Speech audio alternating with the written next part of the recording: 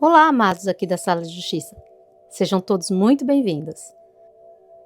Você provavelmente já ouviu falar de SKs que escolhiam becos escuros, estradas desertas ou cidades gigantes para caçar vítimas. Mas o homem dessa história transformou algo comum em um símbolo de terror. Um simples carrinho de supermercado.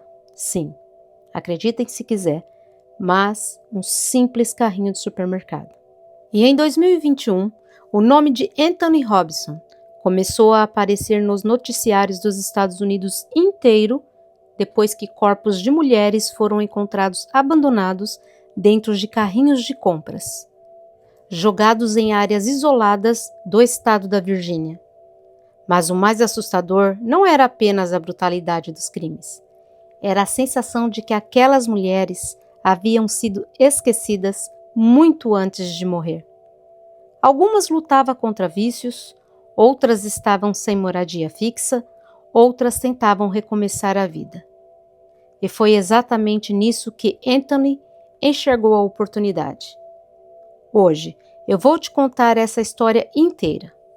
Não como um documentário frio, cheio de datas, mas como se tudo estivesse acontecendo diante dos nossos olhos. Porque quanto mais você conhece cada vítima, mais percebe que esse caso não é apenas sobre assassinatos. É sobre pessoas reais que tinham família, sonhos, traumas, amigos e filhos. E alguém que se aproveitou das partes mais frágeis da vida delas. E o pior de tudo, ninguém imaginava que um homem aparentemente tão comum escondia um padrão tão monstruoso. E para quem não me conhece ainda, o meu nome é Solange Benite. Sejam todos muito bem-vindos. Agora vem comigo que no caminho eu te explico como esse SK cometia esses crimes horríveis. Enquanto isso, na Sala de Justiça, não se esqueça de deixar o seu like e se inscrever agora no começo do vídeo. Isso ajuda muito o nosso canal. Agora, sem mais enrolação, bora para a história. Anthony Eugene Robinson nasceu em 1984 e cresceu entre problemas familiares, dificuldades financeiras e constantes conflitos com a lei. Pessoas que o conheceram descreviam ele como alguém estranho, reservado e imprevisível. Ele não era exatamente o tipo de pessoa que entrava numa sala e chamava a atenção. E talvez isso tenha sido uma das armas mais perigosas dele. Porque homens assustadores nem sempre parecem assustadores. Antes dos crimes que chocaram a Virgínia acontecerem, Anthony já tinha um histórico pesado.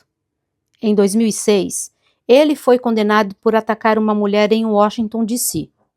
Depois disso, passou anos entrando e saindo do sistema prisional. Bom, boa coisa ele não era, né, gente? Mas existe algo perturbador quando você olha para o passado dele.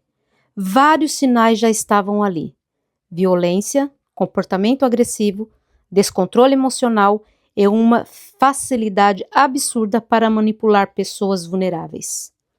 E ainda assim, depois de cumprir pena, ele voltou para a sociedade praticamente invisível, morando em motéis baratos, alugando quartos temporários e vivendo uma rotina caótica. Só que enquanto o resto do mundo enxergava um homem fracassado tentando sobreviver, Anthony parecia estar observando outro tipo de oportunidade. Principalmente, mulheres que estavam isoladas, fragilizadas ou longe da proteção da família. Mulheres que talvez demorassem a não ser procuradas. Mulheres que a sociedade costuma ignorar rápido demais. A primeira vítima oficialmente ligada ao caso foi Alison Day. Alison tinha 35 anos. E quando você vê apenas a manchete dizendo que ela era uma mulher em situação vulnerável, parece que a história termina aí. Mas não termina. Alison era filha, irmã, amiga, uma pessoa conhecida por ser extremamente gentil com quem estava ao seu redor. A família dela dizia que Alison tinha um coração enorme e costumava ajudar pessoas mesmo quando ela própria estava passando por dificuldades. Em alguns períodos da vida, ela enfrentou dependência química, algo que afetou seus relacionamentos e trouxe distância emocional entre ela e parte da família. Mas ainda assim existia amor, ainda assim existia ligações, ainda existia esperança de recuperação.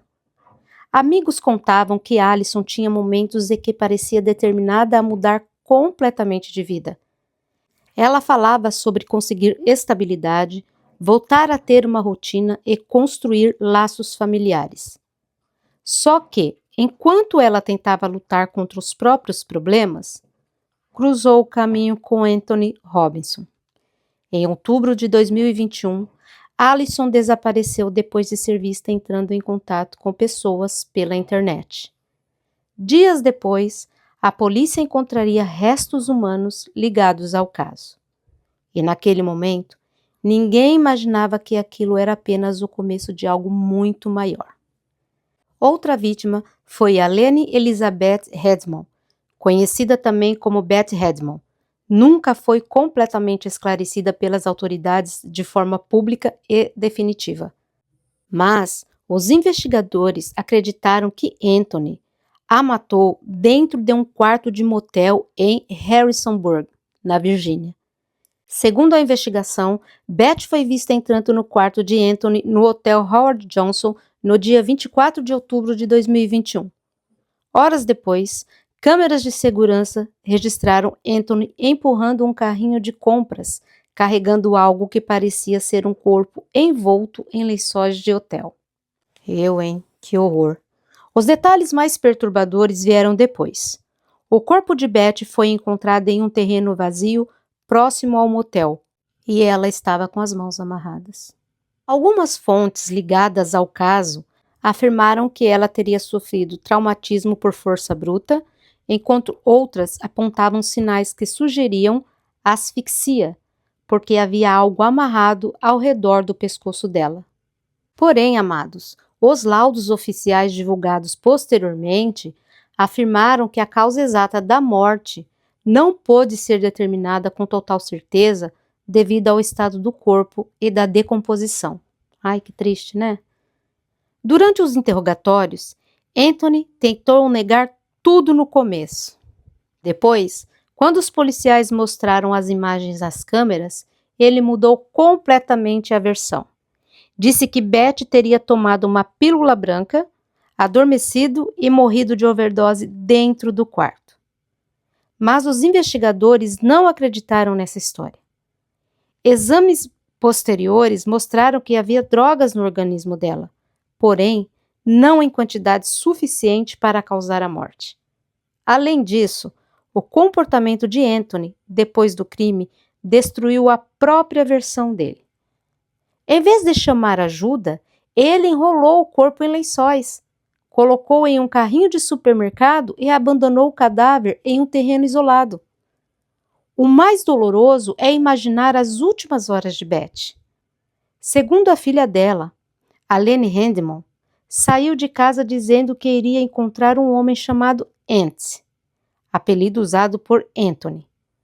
A família nunca tinha ouvido falar dele antes e provavelmente acreditava que estava indo apenas para um encontro comum. Talvez conversar, beber alguma coisa ou fugir da solidão por algumas horas. Mas aquela noite acabou se transformando em uma das histórias mais assustadoras já ligada à Virgínia moderna.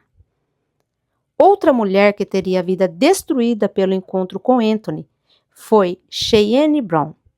Cheyenne tinha apenas 29 anos. E diferente do que muita gente pensa, quando vê casos assim na televisão, ela não era apenas mais uma vítima. Pessoas próximas descreviam Cheyenne como engraçada, energética e extremamente carinhosa. Ela tinha amigos próximos, mantinha contato com familiares e era conhecida por sempre tentar proteger pessoas que amava. Mas sua vida também tinha sido marcada por dificuldades. Em alguns momentos, ela passou por instabilidade emocional e problemas financeiros que a deixaram vulnerável. Quem nunca, né, meus amados? Mesmo assim, existia algo nela que chamava atenção. Cheyenne era o tipo de pessoa que tentava demonstrar força, mesmo quando estava desmoronando por dentro. e isso fazia com que muita gente não percebesse o quanto ela precisava de ajuda. E em setembro de 2021, ela desapareceu. A família começou a entrar em desespero, porque aquilo não era normal. Cheyenne mantinha contato frequente com pessoas próximas. E o silêncio dela assustou imediatamente quem a conhecia. E enquanto parentes tentavam encontrar respostas, Anthony seguia livre. O mais cruel nessa história é imaginar que provavelmente essas mulheres acreditaram que estavam entrando apenas em mais um encontro comum, talvez uma conversa, uma companhia, uma chance de fugir da solidão por algumas horas. Elas não tinham ideia de que estavam entrando na presença de um predador. A morte de Cheyenne Brown continua cercada de mistérios até hoje, porque as autoridades nunca conseguiram determinar oficialmente a causa exata da morte dela. O corpo de Cheyenne foi encontrado em estado avançado de decomposição em dezembro de 2021. E dentro de um recipiente plástico abandonado próximo ao Moon Inn Motel, na Virgínia, ao lado do corpo de outra vítima, Stephanie Harrison. A polícia acredita que Anthony matou Cheyenne semanas antes, depois de conhecer ela através de aplicativos de relacionamento. Os investigadores descobriram que Cheyenne e Anthony estavam se comunicando por aplicativos de namoro pouco antes do desaparecimento dela. Dados do celular mostram que os dois estiveram juntos na mesma região na noite em que ela sumiu. As imagens de segurança também colocam Anthony perto dela naquele período. E segundo a investigação, Cheyenne saiu de Washington, D.C. no dia 30 de setembro de 2021. Pegou o transporte público e nunca mais voltou para casa. A família entrou em desespero rapidamente porque aquilo não fazia sentido. Ela tinha um filho de 7 anos e estava grávida e mantinha contato frequente com pessoas próximas. O que torna essa parte da história ainda mais assustadora é que os investigadores acreditam que Anthony atraía as vítimas para quartos de motel, onde elas eram atacadas longe de qualquer testemunha. A polícia afirmou também publicamente que ele fazia coisas indescritíveis com as vítimas antes da morte delas. Em outros casos ligados ao Shopping Car Killer, investigadores encontraram sinais de violência extrema e trauma físico severo. Por isso, existe uma forte suspeita de que Cheyenne também tenha sido assassinada de forma brutal dentro ou perto do motel Moon Inn. Porém, devido ao estado do corpo quando foi encontrado, os médicos legistas não conseguiram confirmar exatamente se ela morreu por espancamento, asfixia ou outro método. Talvez a parte mais dolorosa seja lembrar quem Cheyenne era antes de virar manchete policial. A mãe dela a descreveu como uma mulher extremamente bondosa, alguém que confiava facilmente nas pessoas e tentava enxergar o bem em todo mundo.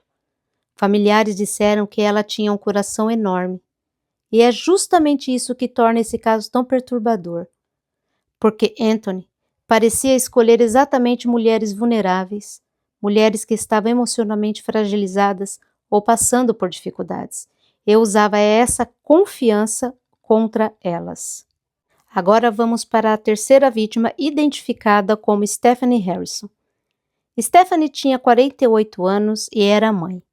Essa parte da história é muito triste, porque quando alguém é assassinado, não morre apenas aquela pessoa.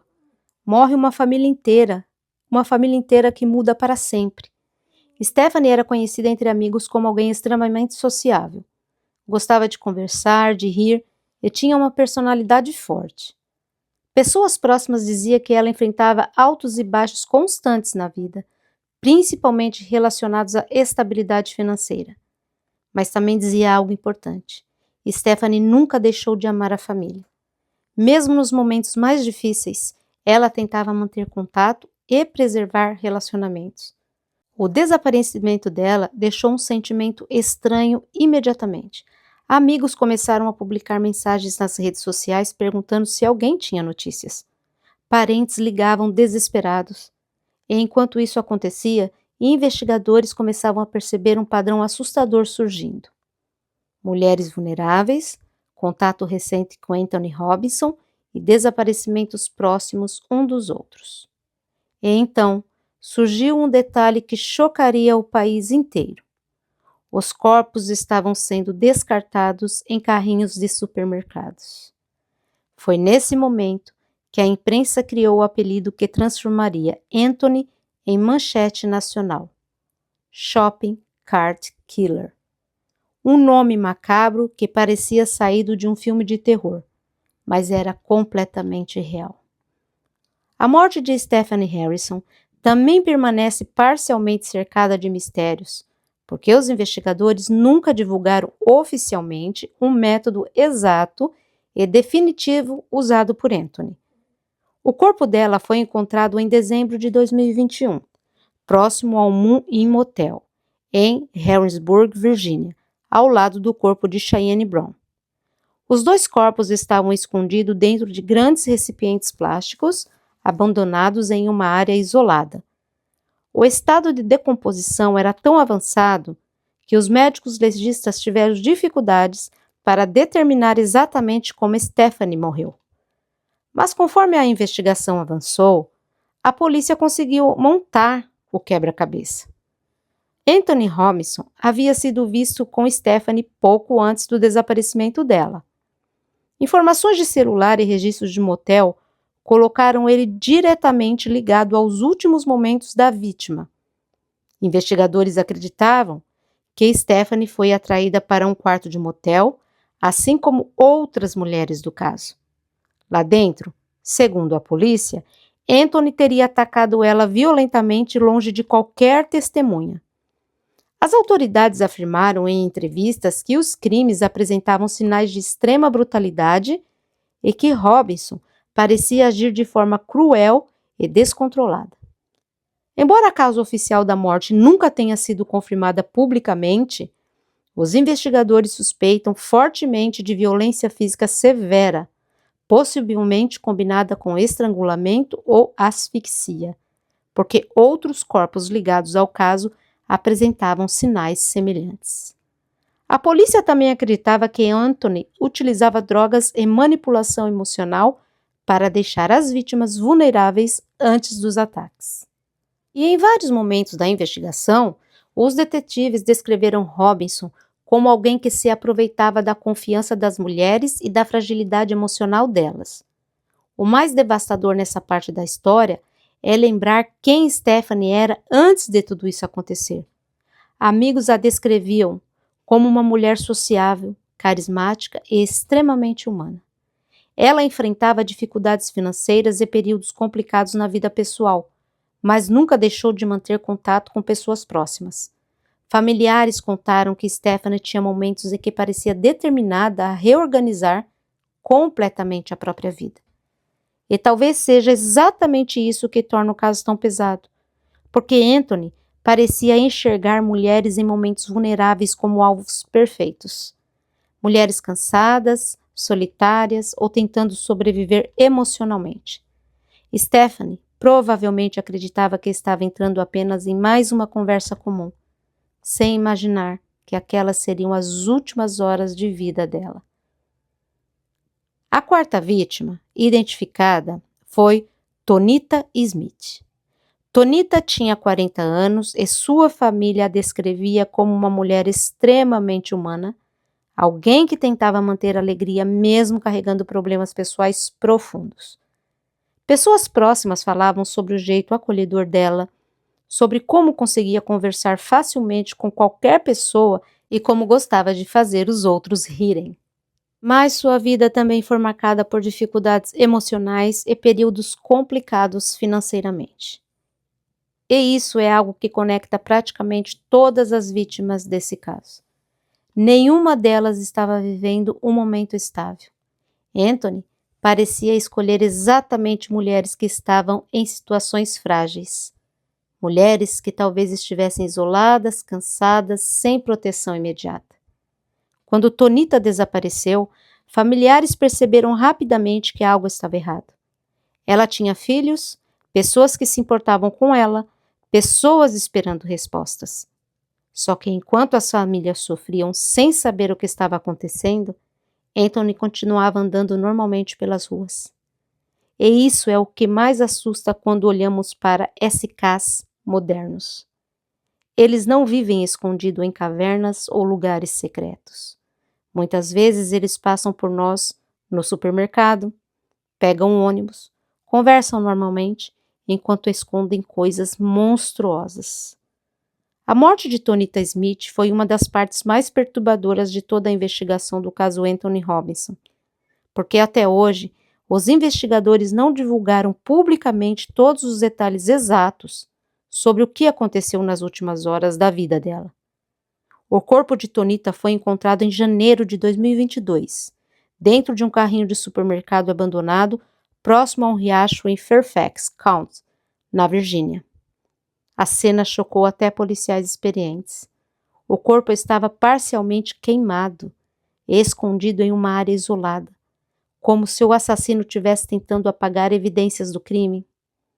Segundo os investigadores, Tonita havia sido vista pela última vez entrando em contato com Anthony, pouco antes do desaparecimento dela.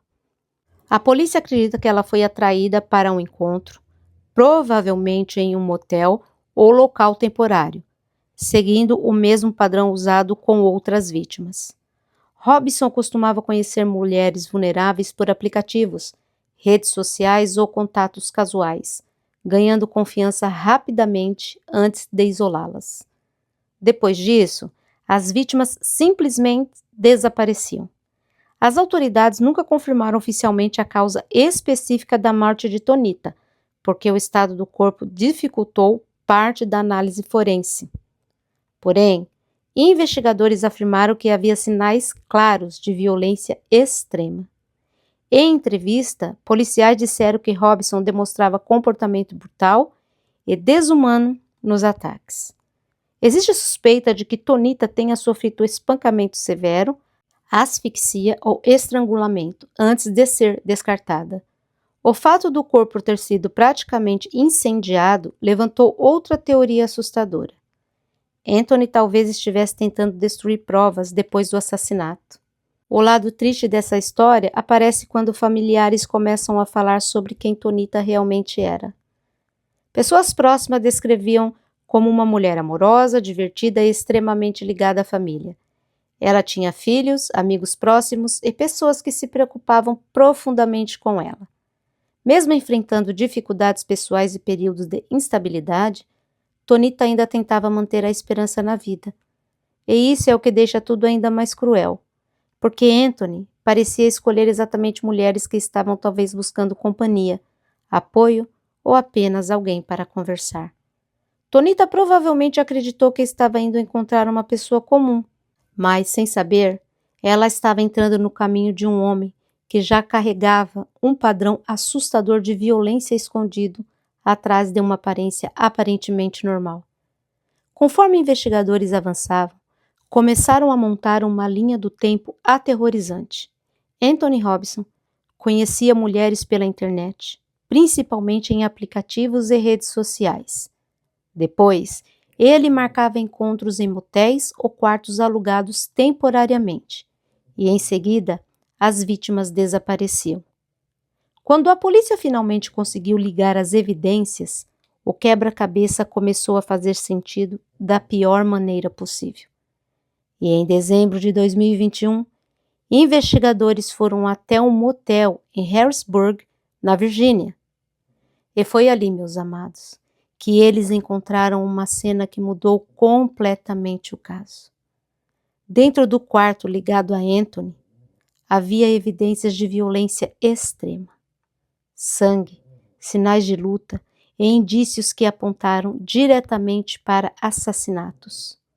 Logo depois, os corpos começaram a ser encontrados em áreas próximas. Alguns estavam escondidos dentro de carrinhos de supermercado abandonados. A imagem desses carrinhos se tornou símbolo do terror e símbolo do horror, porque não era apenas descarte de corpos, parecia desumanização completa, como se aquelas mulheres fossem tratadas como lixo descartável. Meu Deus, meus amados, que falta de humanidade e crueldade desse ser. E isso revoltou o país inteiro. Com certeza, gente, não é para menos. Principalmente porque muitas famílias sentiram que suas filhas, irmãs e amigas haviam sido ignoradas pela sociedade antes mesmo dos crimes acontecerem. E finalmente, quando Anthony Robinson foi preso, muita gente esperava encontrar um homem monstruoso, visivelmente assustador. Mas as imagens mostravam alguém aparentemente comum, e isso gerou ainda mais medo. Durante interrogatórios e investigações, a polícia começou a suspeitar que o número real de vítimas poderia ser maior do que o oficialmente confirmado. Porque homens como Anthony raramente começam matando de repente. Existe quase sempre uma escalada, um histórico, um padrão crescente ao longo dos anos, com certeza. Investigadores passaram a revisar desaparecimentos antigos e casos não solucionados. Enquanto isso, famílias das vítimas tentavam sobreviver ao choque. E talvez uma das partes mais devastadoras dessa história seja ouvir parentes falando sobre culpa.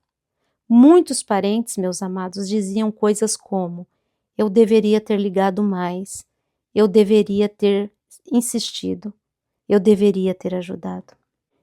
Isso realmente é muito doloroso de se ouvir, a culpa que os familiares sentem.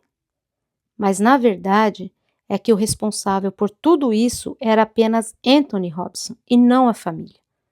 Um homem que enxergava vulnerabilidade humana como oportunidade. Um homem que aparentemente se aproveitava da solidão das pessoas. E isso transforma esse caso em algo muito maior do que apenas crimes violentos. Ele revela um lado sombrio da sociedade, onde pessoas fragilizadas podem desaparecer sem que o mundo perceba imediatamente. Os investigadores também descobriram que Anthony tinha facilidade em manipular conversas. Ele conseguia parecer amigável, tranquilo e acessível. Pessoas que tiveram contato superficial com ele antes da prisão disseram que jamais imaginariam algo daquele nível. E esse é um detalhe importante, porque muitos SKs modernos não assustam no primeiro contato. Eles sabem parecer normais, sabem parecer seguros, sabem exatamente como ganhar confiança rápido. Anthony utilizava ambientes temporários como motéis, porque isso dificultava rastros imediatos. Além disso, muitas vítimas levavam vidas instáveis, o que fazia com que os desaparecimentos demorassem mais para gerar grandes buscas policiais. E isso criou uma combinação extremamente perigosa. Conforme o caso ganhava repercussão nacional, programas de televisão, jornais e canais de crimes reais começaram a chamar Anthony Robinson de um SK mais assustadores da Virgínia moderna. Porque existia algo profundamente perturbador na simplicidade do método dele. Não havia máscaras elaboradas ou planos cinematográficos. Era apenas um homem aparentemente comum, explorando pessoas vulneráveis repetidamente. Até hoje, o caso continua cercado por perguntas. Existem investigadores que acreditam que Anthony Robinson possa ter feito mais vítimas antes de ser preso. Existem famílias de desaparecidos que ainda olham para esse caso buscando respostas. E existe também uma discussão pesada sobre como a sociedade reage diferente dependendo de quem desaparece. Porque muitas das vítimas enfrentam dificuldades pessoais, vícios ou instabilidade. E, infelizmente, isso faz com que parte da sociedade enxergue essas vidas como menos importantes. Mas, quando você escuta familiares falando sobre Alison, Cheyenne, Stephanie e Tonita, percebe imediatamente que elas eram muito mais do que os problemas que enfrentavam. Eram pessoas reais. Elas tinham histórias, memórias, traumas, sonhos e pessoas que as amavam profundamente. E talvez seja exatamente isso que torna esse caso tão perturbador. Não foi apenas uma sequência de assassinatos, foi a destruição brutal de vidas que já estavam tentando sobreviver a batalhas difíceis. E no meio dessa vulnerabilidade apareceu Anthony, alguém disposto a transformar sofrimento em oportunidade. Meus amados, depois de anos de investigação, interrogatório e um julgamento que chocou a Virgínia inteira, Anthony Robinson finalmente ouviu a sentença que praticamente encerrou qualquer possibilidade de voltar à liberdade. Já não era sem tempo, né? Em maio de 2026, o homem conhecido nacionalmente como Shopping Cart Killer foi condenado às 2 penas de prisão perpétua sem possibilidade de redução, além de mais 10 anos adicionais por ocultação de cadáver. Eu espero que ele nunca mais saia da cadeia. O júri já havia considerado Anthony como culpado em janeiro de 2025, por múltiplos crimes relacionados aos assassinatos de Alene Handman, conhecida como Betty Handman, e Tonita Smith. O infeliz do Anthony foi condenado por 2 homicídios em primeiro grau, 2 homicídios qualificados agravados e 2 crimes de ocultação de cadáver. Durante a audiência final, familiares das vítimas deram declarações extremamente emocionantes. O pai de Tonita Smith disse que a perda da filha destruiu emocionalmente toda a família e afetou profundamente os 6 filhos dela. Já a filha de Betty Handman afirmou que a morte da mãe deixou um vazio impossível de preencher. E enquanto isso, promotores chamaram Anthony Robinson de predador e argumentaram que os crimes foram brutais demais para qualquer chance futura de liberdade. Com certeza, né? A defesa tentou convencer o juiz de que Robinson não era um monstro. Não, se esse homem não for um monstro, eu não sei quem é. E pediu redução da sentença. Mas o tribunal rejeitou o argumento. Muito bem, tribunal. E no final, o juiz determinou que Anthony passará o resto da vida atrás das grades. Além das penas de prisão, ele também recebeu multas e indenizações superiores a $200 mil relacionadas aos crimes e à ocultação dos corpos. Mesmo com a condenação, investigadores continuam acreditando que o número real de vítimas pode ser maior. Anthony Robinson ainda é suspeito em outras mortes ligadas ao mesmo padrão criminoso, incluindo os casos de Cheyenne Brown e Stephanie Harrison, como eu já havia dito.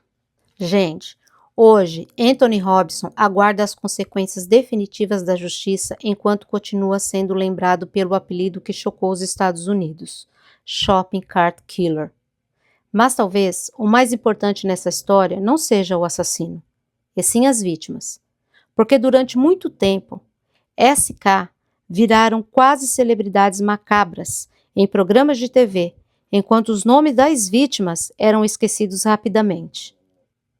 Amados, quando a gente olha profundamente para esse caso, a gente percebe que Alison Day, Charlene Brown, Stephanie Harrison e Tonita Smith não eram apenas manchetes. Elas tinham famílias esperando telefonemas, amigos esperando mensagens, pessoas acreditando que ainda haveria tempo para recomeços. E é o que mais destrói quando essa história termina. Não existe final feliz. Não existe justiça capaz de devolver essas vidas. O que existe é uma lembrança brutal de como pessoas vulneráveis podem acabar nas mãos erradas e de como o mal às vezes aparece com o rosto mais comum possível. Porque no fim, Anthony Robinson não parecia um monstro, e talvez seja exatamente isso que torna tudo ainda mais assustador. Meus amados, como ele foi condenado recentemente e a defesa anunciou o recurso da sentença, existe a possibilidade de ele ainda estar sob custódia temporária ligada ao sistema judicial da Virgínia, enquanto o processo de transferência definitiva é concluído. Então é isso, meus amados. Essa foi mais uma história GSK. Eu espero que vocês tenham gostado. Não se esqueça de deixar nos comentários a opinião de vocês sobre esse caso. Muito obrigada por sua presença aqui. Quero aproveitar para agradecer todos os meus inscritos aqui do canal. Muito obrigada. Curte, comente e compartilhe este vídeo, porque isso ajuda muito o canal. E também deixe nos comentários qualquer história que vocês gostariam de ouvir e ver aqui. E se você se interessa por histórias de crimes reais, você está no lugar certo. Lembrando que os vídeos da Sala de Justiça também são podcasts e você pode ouvir quando e onde quiser. Não perca os próximos episódios, porque histórias assim você só encontra aqui, na Sala de Justiça. Beijos da Sol e até a próxima!